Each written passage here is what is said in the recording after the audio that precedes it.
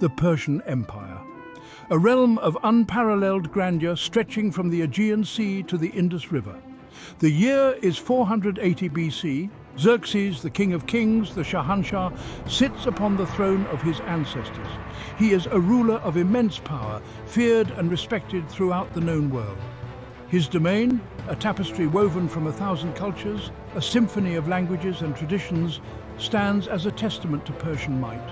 From the sun-baked sands of Egypt to the fertile plains of Babylonia, the writ of the Shahanshah is absolute. Yet, even in this golden age, shadows lengthen. The Greeks, a fractious collection of city-states perched on the western fringes of the empire, have long proven a thorn in the side of the Persians. Their defiance, fueled by a love of liberty and an unyielding belief in their own superiority, has ignited the flames of war. Xerxes, determined to crush this insolence and add the Hellenic peninsula to his vast domain, prepares for a campaign the likes of which the world has never seen. He summons his finest generals, seasoned veterans of countless battles, their chests heavy with medals and their names whispered with a mixture of awe and fear. Among them stands Artabanus, the king's uncle, and a voice of caution in a court consumed by the clamour for war. Wise and experienced, Artabanus harbours deep reservations about the invasion of Greece. He has seen firsthand the ferocity of the Greek hoplites, their disciplined formations and unwavering courage. He understands that the Aegean, with its treacherous winds and unpredictable currents, presents a formidable barrier to any invading force. But Xerxes, intoxicated by the prospect of conquest and fueled by the whispers of his ambitious courtiers, is deaf to his uncle's warnings. He yearns to emulate the deeds of his predecessors, to etch his name alongside Cyrus the Great and Darius the Great in the annals of Persian history. His mind is made up. The Persian war machine will grind into motion, its sights set on the heart of Greece.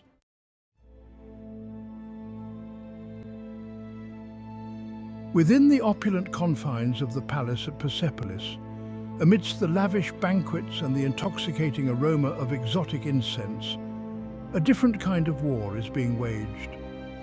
It is a silent conflict, fought with whispers and veiled threats, where the weapons are not forged in fire, but honed by ambition and deceit.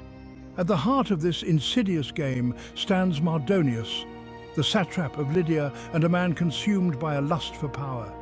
He covets the Persian throne and sees the impending invasion of Greece as an opportunity to advance his own sinister agenda. Mardonius understands that Xerxes, for all his martial prowess, is easily swayed by flattery and prone to bouts of impetuous rage. He has carefully cultivated a network of informants and allies within the court, whispering poison into the king's ear and sowing seeds of doubt about the loyalty of his rivals. His primary target is Artabanus, the king's uncle and a staunch advocate for diplomacy. Mardonius knows that Artabanus's influence over Xerxes, if left unchecked, could derail his plans for usurpation, and so he sets about to discredit the old general, using rumors and half-truths to paint him as a traitor, a coward who seeks to undermine the king's authority. He insinuates that Artabanus, fearful of the Greeks and envious of Xerxes' power, is secretly conspiring with the enemy. These lies, whispered in the right ears and amplified by the court's rumor mill, slowly begin to take root in the king's mind. Xerxes, initially dismissive of such talk, finds himself increasingly suspicious of his uncle's motives. The seeds of doubt, sown by Mardonius's cunning hand, have taken root in the fertile ground of the king's paranoia. As the Persian army masses at Sardis, poised to cross the Hellespont and march into Greece, the stage is set for a confrontation that will determine not only the fate of empires, but also the destiny of countless lives.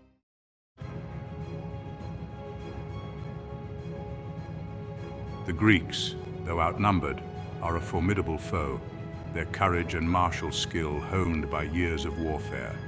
We must not underestimate their resolve, the treacherous seas that separate us from the Hellenic peninsula, or the logistical nightmare of supplying a vast army so far from home.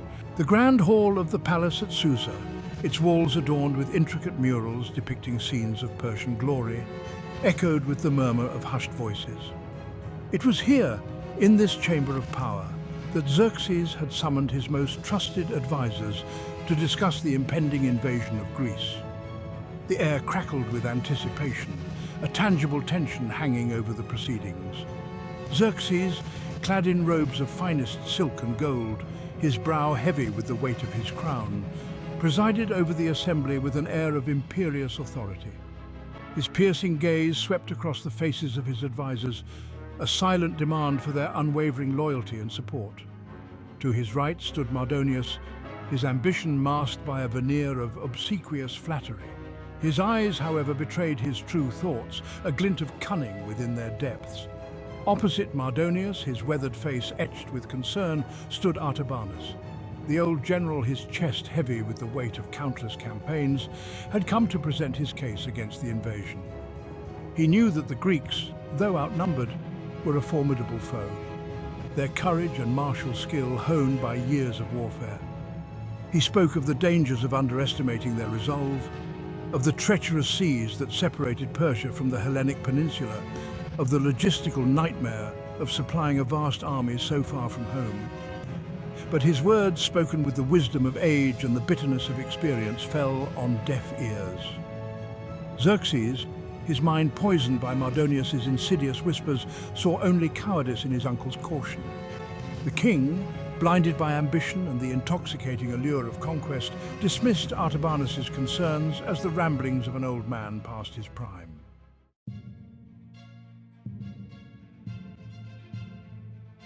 As the council adjourned, a sense of unease settled over Artabanus. He had served his king and his empire faithfully for decades, his loyalty unwavering, his courage unquestioned, yet he could not shake the feeling that his words had fallen on deaf ears, that a venomous serpent had coiled itself around the heart of the court. He knew that Mardonius, driven by his insatiable ambition, would stop at nothing to achieve his goals. His fears were confirmed later that evening when a messenger, his face obscured by a hooded cloak, arrived at his chambers with a hastily scribbled note.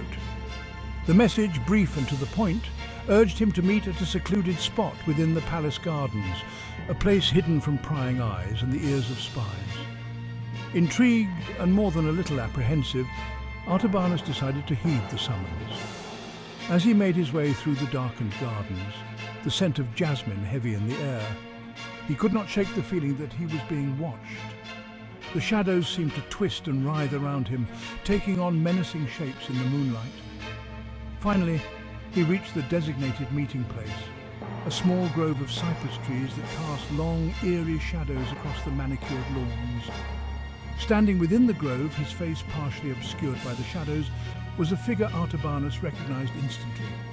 It was Artemisia, the queen of Halicarnassus, and a woman renowned for her intelligence, her political acumen, and her fierce loyalty to the Persian Empire. She had long been a voice of reason in Xerxes' court, a counterbalance to Mardonius's reckless ambition. Her presence here, in this clandestine meeting, could only mean one thing: trouble was brewing.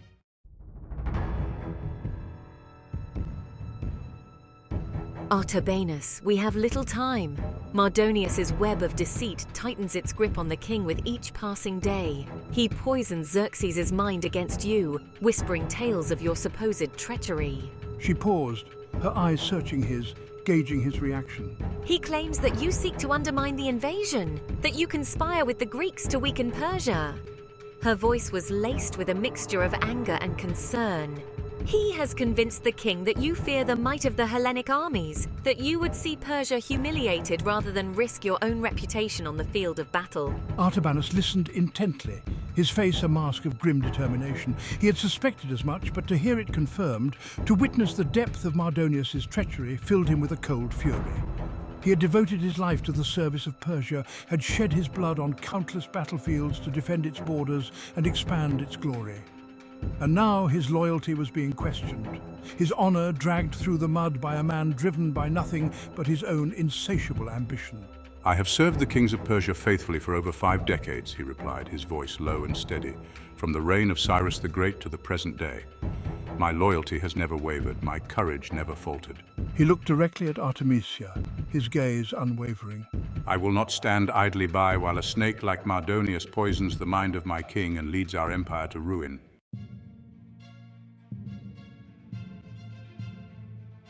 Artemisia nodded slowly, her expression grim.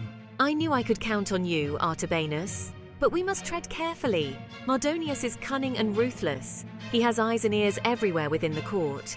One false step, one careless word could prove our undoing. The gravity of their situation settled upon them, heavy as the humid night air. We need proof, she continued, her voice barely audible above the gentle rustling of leaves. Evidence of his treachery that we can present to Xerxes. Something undeniable, something that will shatter the king's trust in him. Her words hung in the air, a challenge and a plea for a solution to this dangerous game. Artabanus stroked his beard thoughtfully, his mind racing. Mardonius was a master manipulator, his tracks well hidden. Finding concrete evidence of his betrayal would be no easy task. His network of informants, he mused, his voice low, they are the key. One of them must know the truth of his schemes. One of them can lead us to the proof we need.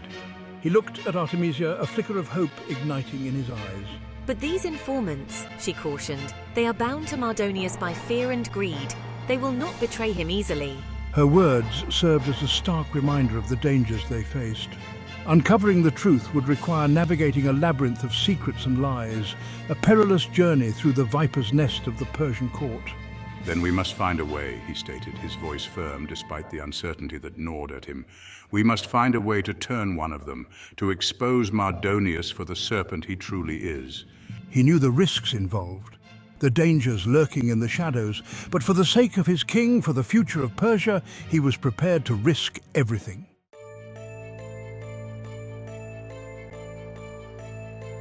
As the first rays of dawn painted the eastern sky in hues of rose and gold, a lone figure made its way through the bustling streets of Susa.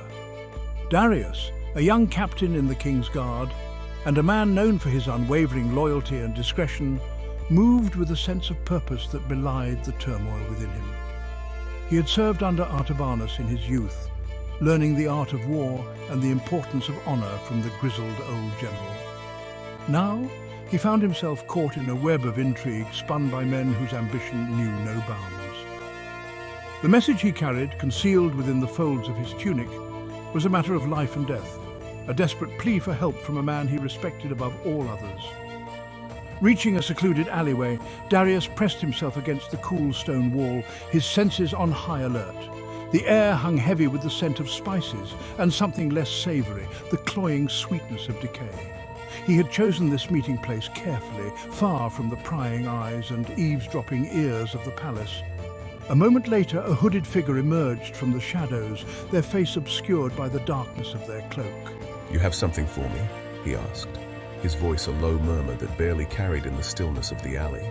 The hooded figure nodded, their gloved hand reaching into the folds of their cloak.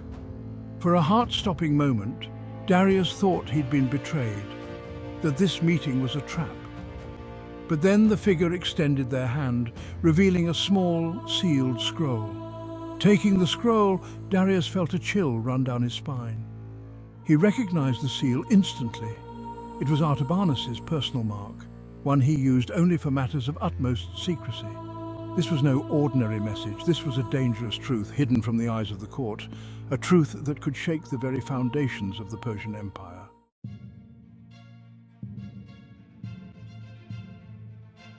With a curt nod of farewell, the hooded figure melted back into the shadows, leaving me alone with the weight of the secret I now carried. Unfurling the scroll with trembling fingers, I scanned the hastily scribbled message, my heart pounding against my ribs. Artabanus's words confirmed my worst fears. Mardonius was indeed plotting against the king, his treachery running deeper than anyone had imagined. He had stumbled upon a conspiracy that threatened not only the balance of power within the Persian court, but also the very future of the empire. Mardonius, fueled by his insatiable ambition, was willing to risk everything: the lives of countless Persian soldiers, the stability of the realm, even the king's own life, to grasp the throne for himself. I knew I had to act, and quickly. I had to get this information to Xerxes to warn him of the viper he held close to his heart. But how? Mardonius had eyes and ears everywhere, his spies lurking in every corner of the palace. To move against him openly would be suicide, a surefire way to get myself and Artabanus killed before we could expose the truth. I needed a plan, a way to outmaneuver the Serpent and strike at the heart of his treachery. As he made his way back towards the palace, the weight of the scroll a heavy burden in his tunic, Darius knew that time was running out. Every passing moment brought the Persian army closer to war, closer to the moment when Mardonius would make his move. He had to tread carefully, to choose his allies wisely, for the fate of Persia rested on his shoulders.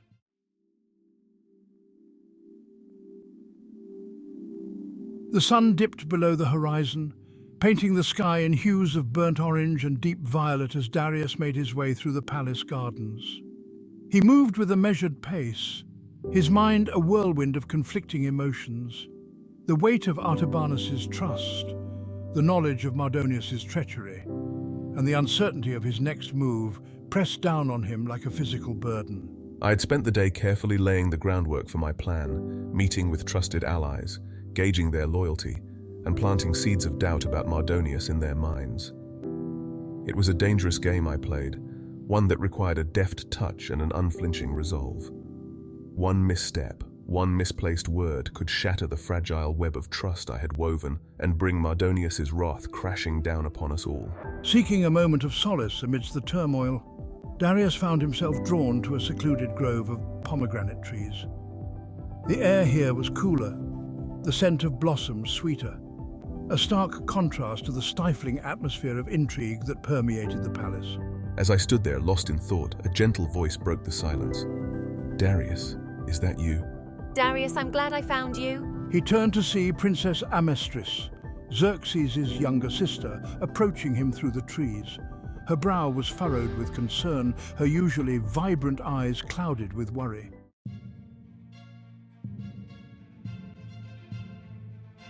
A wave of protectiveness washed over Darius.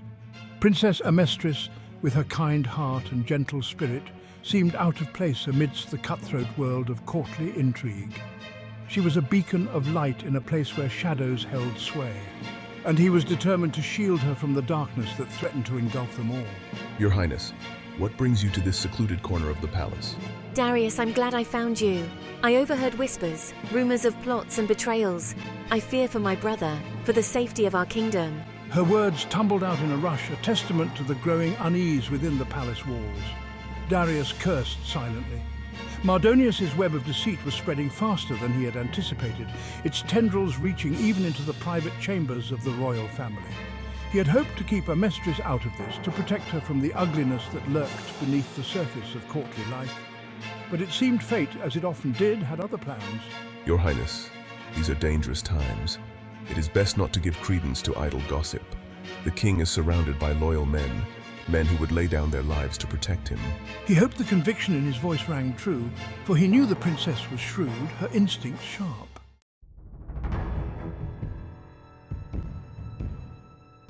Amestris, however, was not easily swayed. Her eyes, wise beyond her years, seemed to see through his carefully constructed facade. Darius, I know you. You would not be here in this place at this hour if something was not amiss. I can see it in your eyes, the weight you carry. She reached out, her hand resting lightly on his arm, a gesture of trust and a plea for honesty. Darius hesitated, torn between his duty to protect the princess from the harsh realities of courtly intrigue and the knowledge that her support, her influence over her brother, could prove invaluable in exposing Mardonius's treachery. He looked into her eyes, saw the genuine concern reflected there, and made a decision. He would trust her, would gamble on her loyalty and her desire to see justice served. "Your Highness, what you have heard, it is not mere gossip. There are those within the court, men driven by greed and ambition, who would see your brother removed from power, who would see Persia weakened from within." He paused, gauging her reaction.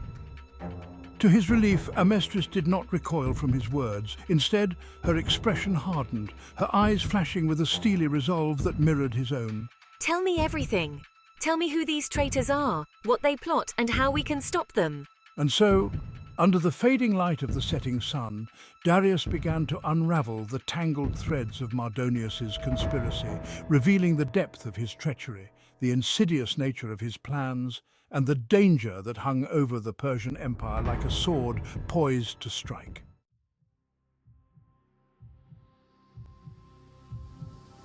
The moon hung low in the sky, casting long, eerie shadows across the training grounds. Darius moved with practiced grace, his muscles taut, his senses alert. He had always found solace in the rhythmic clang of steel, the feel of the sword in his hand. Tonight, however, the familiar comfort was absent, replaced by a gnawing unease. He had dismissed his sparring partner hours ago, unable to shake the feeling that unseen eyes watched his every move. Mardonius, he knew, was a master of shadows, his agents as silent and deadly as desert vipers. To underestimate him, to assume for a moment that he had not anticipated their every move, would be a fatal mistake. A sudden gust of wind whispered through the cypress trees that lined the training ground, carrying with it the faint scent of jasmine and something else, something alien and unwelcome, the metallic tang of blood. Darius froze, his hand instinctively moving to the hilt of his sword. His eyes scanned the darkened grounds, searching for the source of the scent, the telltale glint of steel that would signal danger. Show yourself, I know you are there. Come out and face me, cowards. His words were met with silence, a silence more unnerving than any battle cry. Then, from the shadows beneath the cypress trees they came, 4 figures, their faces obscured by black cloth masks, their bodies clad in the dark garb of assassins.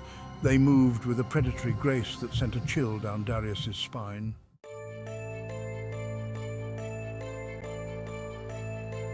Darius knew with a sickening certainty that these were no ordinary assassins. Their movements were too precise, too coordinated, their very presence reeking of the viper's nest that was Mardonius's inner circle. He had walked into a trap, a carefully orchestrated attempt on his life, designed to silence him before he could expose the truth of the conspiracy. Drawing his sword, its polished surface gleaming under the pale moonlight, Darius prepared to face his attackers. He was outnumbered, outmaneuvered, but not outmatched. He had faced death on the battlefield before, had stared into its cold, unblinking eyes and emerged victorious. He would not fall here, not tonight, not while the fate of Persia hung in the balance. The assassins circled him, their blades whispering through the air as they tested his defenses, probing for weaknesses.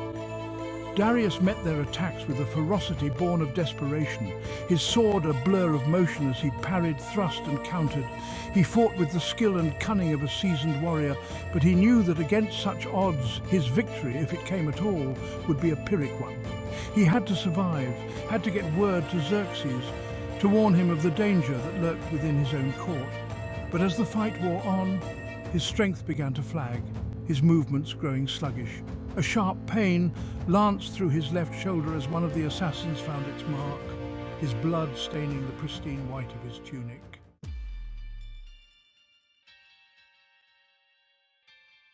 Section 3. The Serpent's Fang. Darius stumbled back, his breath coming in ragged gasps, his vision blurring at the edges. He had underestimated his attackers, had allowed his anger, his determination to protect the king, to cloud his judgment. Now, he was paying the price, his lifeblood seeping out onto the cold, unforgiving ground. As darkness threatened to claim him, a surge of adrenaline, a primal instinct for survival, coursed through his veins. I will not die here, not like this. I will not let Mardonius win. With a roar of defiance, Darius lunged forward, his sword finding its mark in the chest of one of his attackers. The assassin crumpled to the ground, his lifeless eyes staring up at the moonlit sky. The remaining attackers hesitated for a moment, their masks failing to hide their surprise at his sudden burst of strength. It was the opening Darius needed. Pressing his attack, he drove them back, his sword a whirlwind of death, his every strike fueled by a desperate need to live, to warn his king.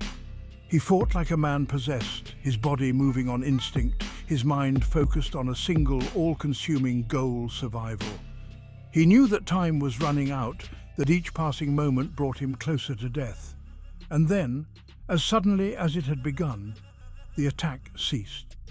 The remaining assassins, their numbers dwindling, their masks no longer able to conceal their fear, melted back into the shadows, leaving Darius standing alone amidst the bodies of their fallen comrades. He had survived for now, but the serpent's venom had already entered his bloodstream.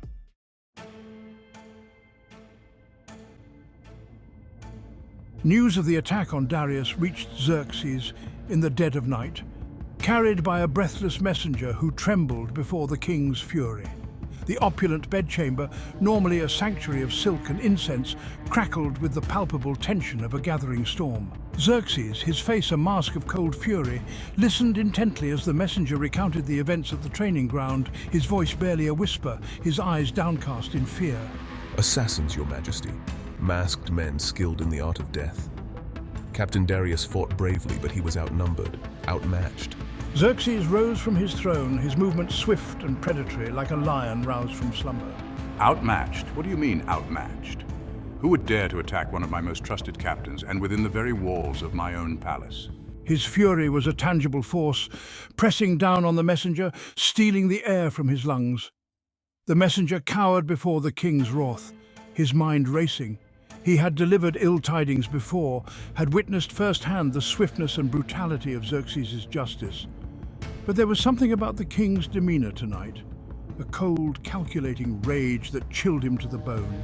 Forgive my insolence, Your Majesty, but there are whispers, rumors circulating within the palace. Some speak of a conspiracy, of treachery within your inner circle.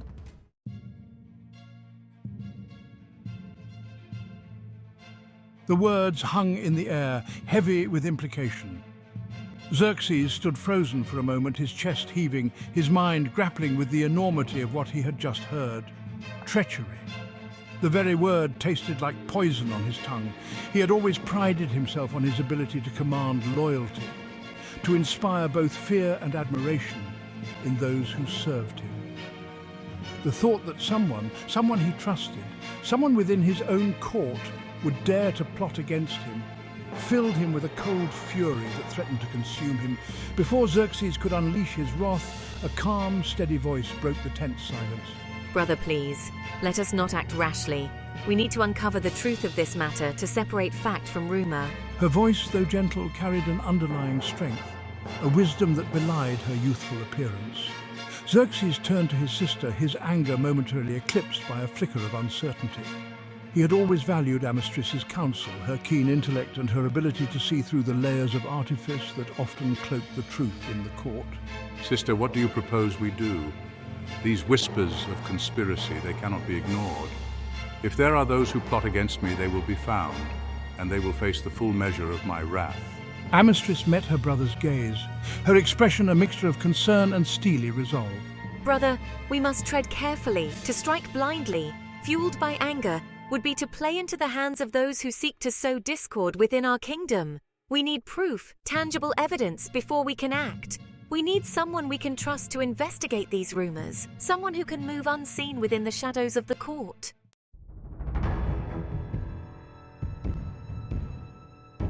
The king considered his sister's words, his anger slowly giving way to a cold, calculating fury. She was right, as she often was. To act rashly now would be a mistake, one that could have disastrous consequences. He needed to uncover the truth, to expose the serpent that had sunk its fangs into the heart of his kingdom. But who could he trust with such a delicate, such a dangerous task? As if reading his thoughts, Amistris spoke once more, her voice barely a whisper, but her words carrying the weight of conviction. "I believe I know just the person for the job, brother," she said, her gaze meeting his. "Someone who is both loyal and discreet, someone who has already proven their worth in uncovering treachery." A knowing look passed between brother and sister, a silent agreement forged in the heart of the storm.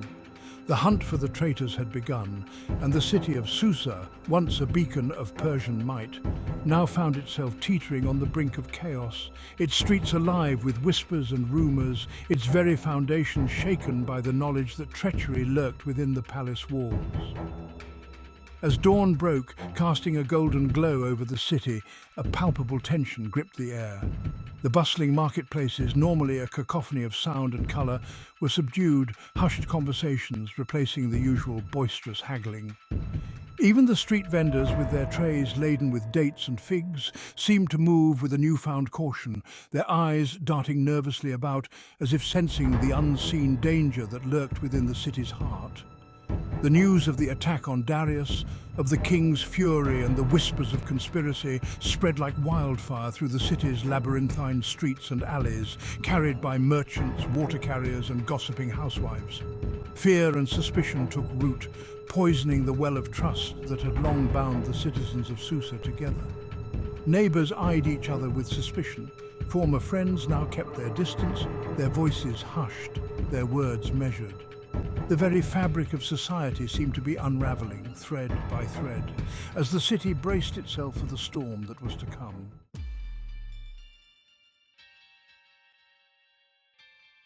The palace at Susa, a symbol of Persian power and majesty, trembled as a lion's roar echoed through its grand halls. Xerxes, his patience exhausted, his fury ignited by the attack on Darius, and the whispers of treachery that swirled around his court, finally unleashed the full might of his anger. Gone was the veneer of regal composure, replaced by a primal rage that shook the very foundations of the empire. He had spent the previous days closeted with his sister, Princess Amestris, listening as she carefully laid bare the extent of Mardonius's treachery. Darius, clinging to life, had provided them with the names of informants, the locations of secret meetings, the threads of a conspiracy that stretched far beyond the palace walls. Xerxes listened, his anger building with each revelation, his resolve hardening into a steely determination to crush those who dared to betray him. Now, assembled before him in the Grand Council chamber, stood the most powerful men in the empire. His generals, his advisors, the satraps who ruled his provinces with an iron fist. They had come expecting to discuss the logistics of the Greek campaign, to bask in the reflected glory of their king's ambition. Instead, they found themselves facing a different kind of battle. One fought not with swords and arrows, but with words that cut like blades and accusations that struck like lightning bolts. "You stand before me," Xerxes thundered, his voice amplified by the cavernous hall, "swearing your loyalty, pledging your lives to the defense of my throne. Yet within my own palace, a viper nests, its venom poisoning the very heart of my kingdom. Tell me, my loyal subjects, do any of you know of this treachery? Do any of you harbour these snakes in your midst?"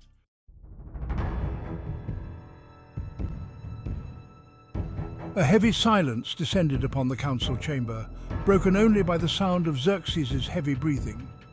The assembled men glanced nervously at one another, their faces pale, their expressions carefully neutral. They were caught in a deadly game, one where the stakes were high and the consequences of a single misstep could be fatal. Mardonius, his face a mask of serene indifference, stood at the forefront of the assembly, his eyes fixed on Xerxes with an unwavering intensity.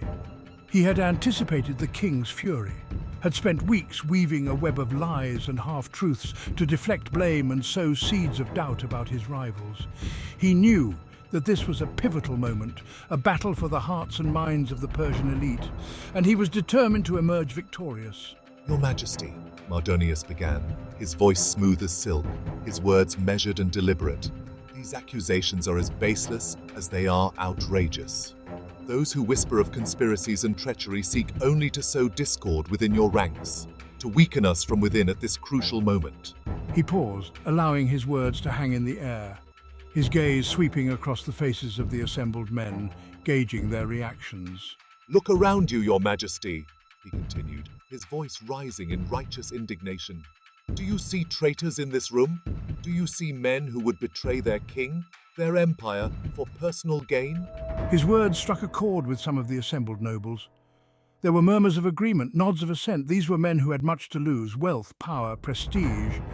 If Xerxes were to turn against them, they craved stability, not upheaval, and Mardonius, with his cunning words and air of unwavering confidence, offered them a semblance of security in a world suddenly turned upside down.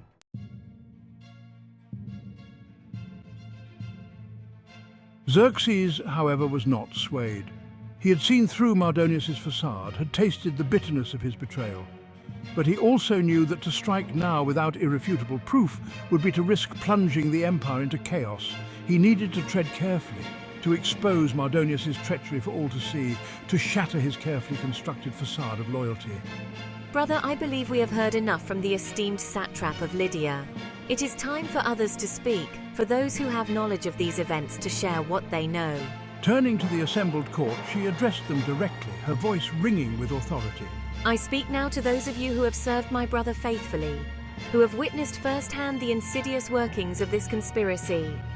Darius, my brother's trusted captain, lies grievously wounded, a victim of assassins sent to silence him before he could reveal the truth. A collective gasp rippled through the assembly. All eyes turned to Darius. His once strong frame now gaunt and pale, his arms swathed in bandages, his face etched with pain. He had been carried into the chamber on a litter, his presence a stark reminder of the violence that lurked beneath the surface of courtly intrigue. Tell us, Darius. Tell us what you know. Do not let fear silence you. My brother, the King of Kings, demands the truth. And so, with a trembling voice, Darius began to speak, his words painting a chilling picture of Mardonius's treachery, of secret meetings, of bribes taken and promises made, of a plot to seize power that stretched back months, if not years. As he spoke, a hush fell over the assembly, broken only by the sound of his voice, each word a hammer blow against the edifice of Mardonius's carefully constructed lies.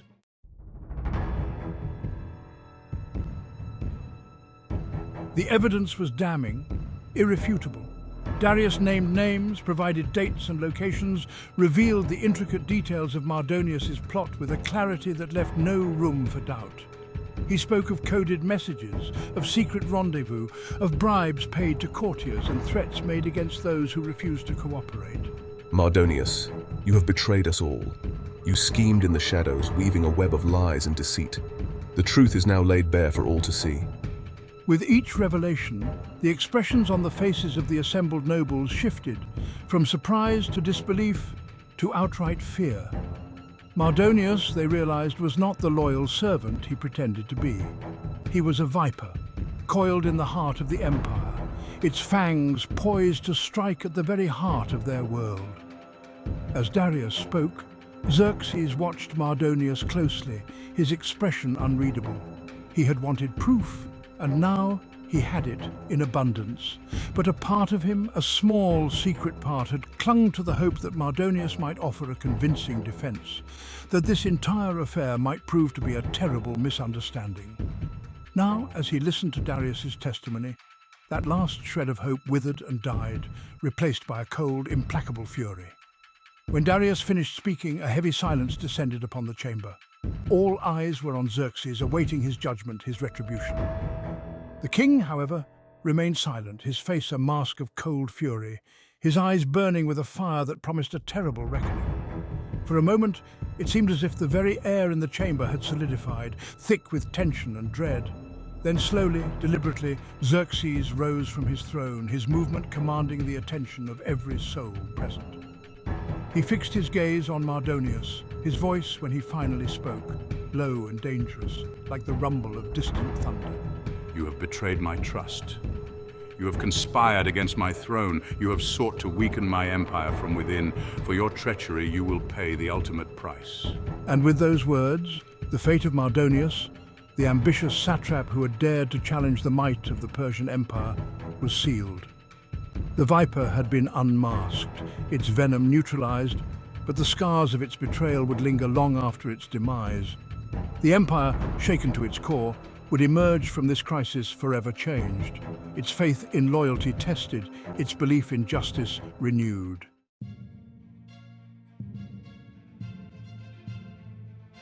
The weight of Xerxes' pronouncement hung heavy in the air, a suffocating blanket of finality.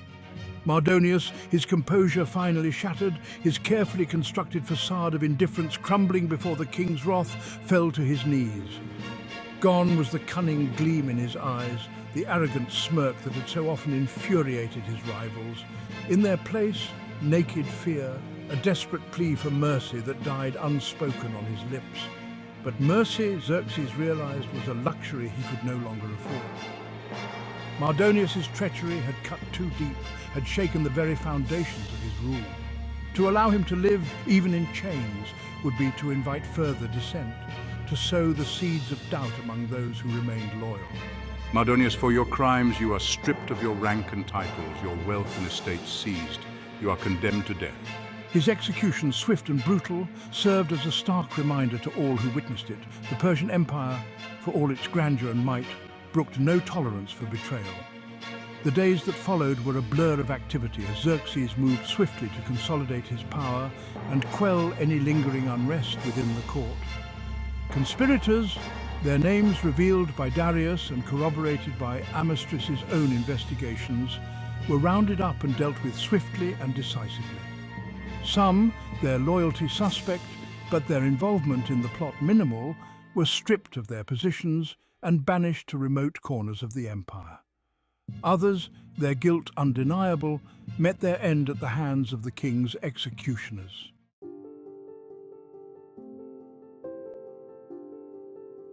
The Persian Empire, wounded but not broken, slowly began to heal.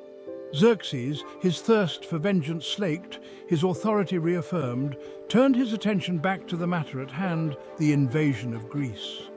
The vast war machine, temporarily stalled by the turmoil within the court, rumbled back to life, its gears grinding, its sights set once more on the conquest of the Hellenic peninsula. Yet, even as the Persian army marched west, the legacy of Mardonius's treachery lingered like a shadow over the empire. Trust, once easily given, was now guarded jealously. Suspicion poisoned the well of camaraderie that had long bound the Persian elite together. Xerxes, though victorious, emerged from the crisis a changed ruler. The carefree arrogance of his youth, the unshakable belief in his own invincibility, had been tempered by the harsh realities of betrayal, and the knowledge that even the mightiest of empires were vulnerable to the insidious machinations of ambitious men. He had stared into the abyss of treachery and emerged victorious, but the experience had left an indelible mark on his soul. The whispers of conspiracy, though silenced for now, continued to echo through the corridors of power. A constant reminder that the Empire of Shadows, as it came to be known, was built not only on the foundations of military might and administrative efficiency, but also on a bedrock of secrets, lies, and the ever-present threat of betrayal. The seeds of doubt, sown by Mardonius's cunning hand, continued to germinate in the fertile ground of ambition and fear, their poisonous tendrils reaching out to ensnare those who dared to grasp for power in the shadow of the throne.